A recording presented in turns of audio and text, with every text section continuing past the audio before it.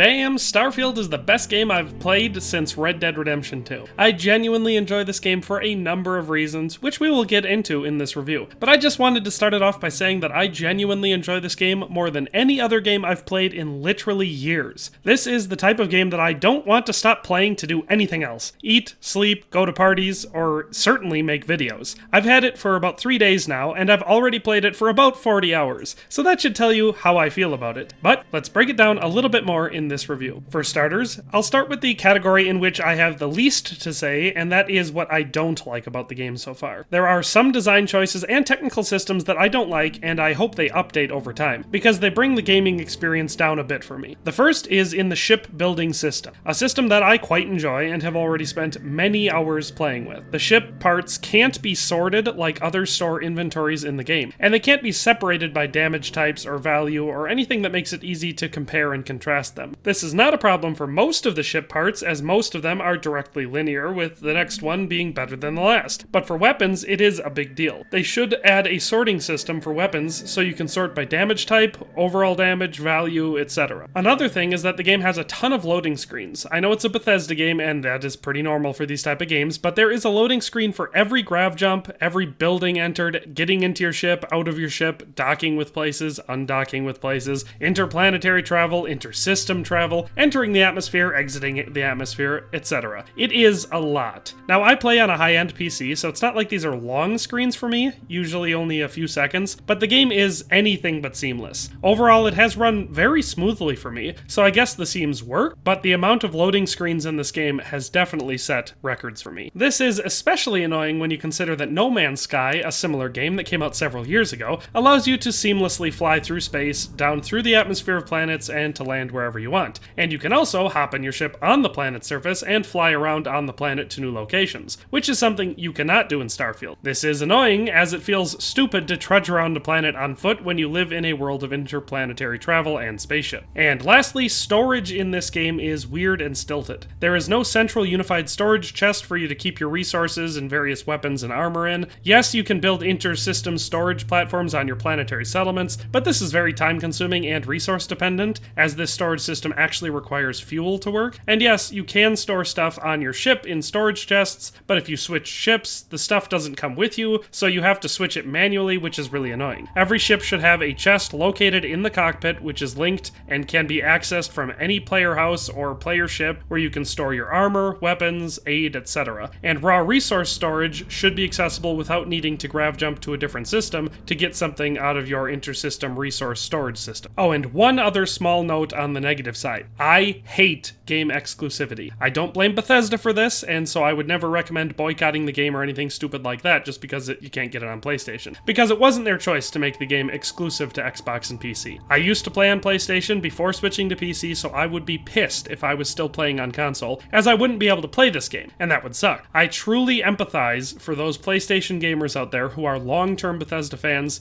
who now either need to pass up on this game or fork out several $100s for a second gaming console. Third-party console exclusivity is garbage, and shows that a company can't compete in the marketplace with their hardware or first-party titles, and so I always find it despicable, and this is no exception. But out of the 40 hours of gameplay, that is actually it for all of the complaints about this game that I've racked up so far. Other than that, it has been a hoot and a half of fun. It avoids a lot of the stuff I typically don't like about science fiction video games, and combines a lot of the stuff I love about them, as well as blending in the better parts of Bethesda RPGs. The game's story and mission style feel like they come out of the Elder Scrolls, but the customization and sandbox freedom are like Fallout on steroids. The skill and leveling system are the best one Bethesda has done yet, and while individual weapon customization is actually less than it was in Fallout 4, the sheer variety of weapons is incredible. The companions are some of the least annoying Bethesda companions I've ever seen, and the RPG elements, like backgrounds and speech-specific skills, actually affect gameplay in meaningful ways. And for pretty much the first time in 3 or 4 games from Bethesda, story choices actually matter regarding gameplay. So it feels like some of the choices you make actually might have some weight behind them. Overall, it's an extremely pleasant experience. At the beginning of the game, you choose your background and some skills. Most of this stuff is just early game skill boosts that you could always unlock later, but it does make the start of your story feel unique and customizable, which I like. Some of this stuff will actually come up a lot, though. There are a number of factions in the game, and you choose choose one in your background. This will very often offer you specific dialogue choices throughout the game that will be very effective on some people, and totally ineffective on others. Your background is the same. In my first playthrough, I chose the bounty hunter background, and twice now it has offered a huge gameplay advantage. Once it let me detect an ambush and be better prepared for the bounty hunters that were about to try and kill me, and the other time it allowed me to persuade someone not to self-destruct their ship without having to even attempt to persuade them. Just one simple bounty hunter threat, and he stood down. I love the feeling that the choices at the beginning of the game will actually affect your experience throughout the rest of the game. The skill system is actually rather simple and straightforward, but it blends skill point distribution with experience-based progression in my favorite way to date for a Bethesda game. You get skill points as you level up, which you can use to unlock new skills or proficiencies. However, you can't just over-level certain areas that you aren't using. After each skill point is invested in a skill, you need to complete a set of challenges or gain a certain amount of experience in that skill before you can invest another. This means that you actually need to play the game and use that gameplay feature to make it better and get those boosts. I love this system, as it is actually really simple and not overwhelming at all, but it feels complex and rewarding as you progress through the game. The companion system in this game is also pretty much perfect in my opinion. If you want companions to travel with, either on your ship where they can give you flight boosts or other advantages, or on land where they will carry stuff for you, participate in conversations, or fight alongside you, you have a huge variety of people to choose from that you will meet throughout your travels. Some of these are basic NPCs that you can hire in bars that will run ship systems for you, and others are characters with storylines and quests that you will get to know throughout the game, and you can build relationships with. Or if you're like me and you mostly like to journey alone, you can do that as well, and the game doesn't feel ridiculously hard, even on the most difficult setting, which I by the way recommend, as it is always the case with Bethesda RPGs. Spaceflight takes a little getting used to in this game, but I have gotten to the point where I actually love it. It is a little floaty, but not in a bad game mechanic way, more in a slightly more realistic spaceflight sort of way. It actually feels like maneuvering is based on directional momentum changes and not like it's based on atmospheric lift and jet propulsion. Instead of being annoying to me, this design choice actually makes the game significantly more immersive and turns space combat into a significantly more strategic experience. There is also the power allocation system, which takes some getting used to, but is pretty straightforward and is also pretty immersive and rewarding. Your ship has a finite amount of power it can output determined by your reactor. You can allocate this power to different systems. If you need more power to a specific weapon system, you can add more, but this power needs to come from somewhere. So you have to remove some from your engines or maybe your shield or maybe from another weapon system. I love the way this makes me feel like I'm actually in a real science fiction setting where I need to give the order for full power to the shields or to set weapons at maximum or to tell the engine to give her all she's got. The only problem with this system is that typically in space combat things happen very fast, and manually switching the power has distracted me long enough to make me lose space battles. If I could verbally give commands to reroute power like in Star Trek, speaking to my chief engineer, it would be a truly awesome system. But having to directly control it myself makes it kinda cumbersome. All of that is not a complaint, as voice-based gameplay input would be incredibly awesome, but to the best of my knowledge doesn't actually exist, and so I can't realistically complain about it not being this game. And I would rather have a system in this game as it is than not at all. Other than that, I like the way certain weapons affect shields and hull damage differently, and I like that you can target specific systems on enemy ships, including taking out their engines and then boarding them. Overall, ship-to-ship combat is addictive and I love it. Space and planetary exploration are also nearly perfect. There are a ton of different star systems in this game. It's not pointlessly endless like No Man's Sky is, but it's also not small, bland, and boring like The Outer Worlds was. You can totally visit every single star system in the game if you so choose. And with upgrades to your scanning tech, you can easily chart every moon and planet once you've entered the system. So you only need to visit planets that have what you're looking for. Lots of the celestial bodies are gas giants or barren rocks, and those planets and moons will have nothing of interest on them. There are also lots of inhospitable planets that are blazing infernos or frozen ice chunks and have no plants or animals, but might have rare resources that you need for something. The planets that are the most fun to explore and build on are the rarer, temperate planets that fall within the average habitable zone, like Earth in real life. At first I thought there weren't that many of these, but after carefully exploring over 100 star systems at this point, there are actually quite a few of them. Sure, there are some star systems that won't have any, but then there are also systems that will have 2 planets and 4 moons that are all temperate and hospitable. So it's a good amount of variety. Another thing that I like about this game is how often you run into space threats. Every once in a while, when jumping to a new system, you will immediately drop into a firefight, but it's pretty rare. You can target hostile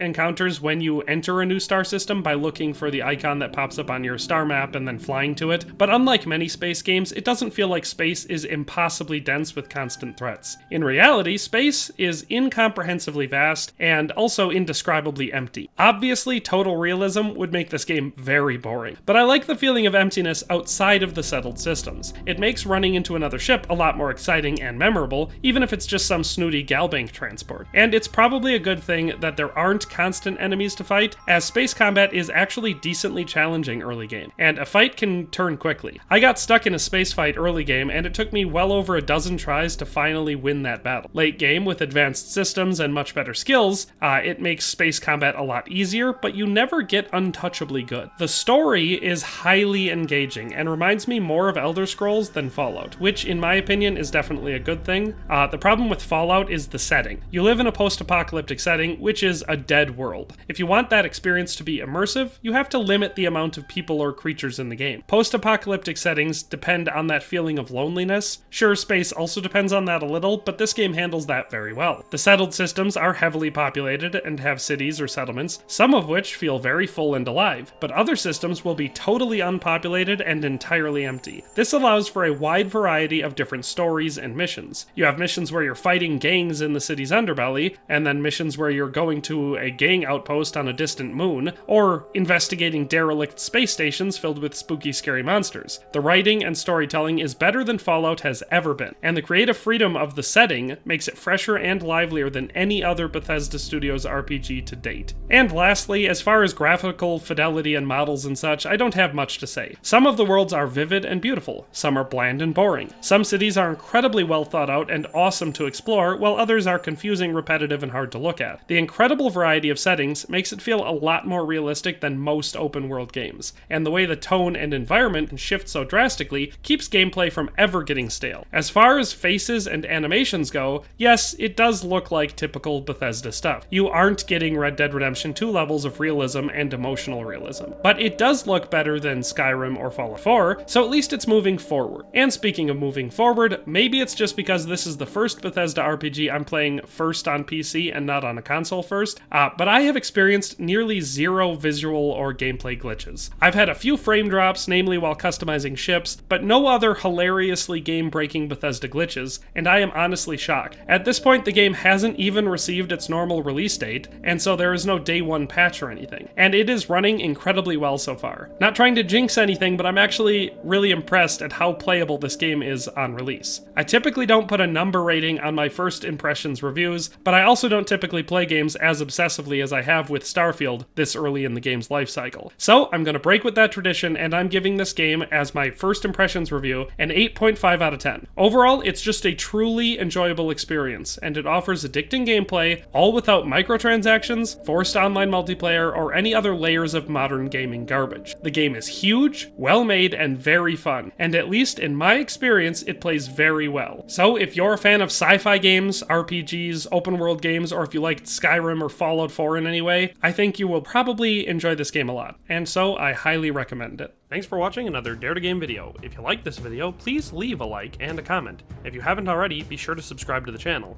If you like my content and would like to support this channel, consider becoming a member today for as little as $1.99 a month. It makes a huge difference. But in any case, thanks for watching and have a nice day. I'll see you next time.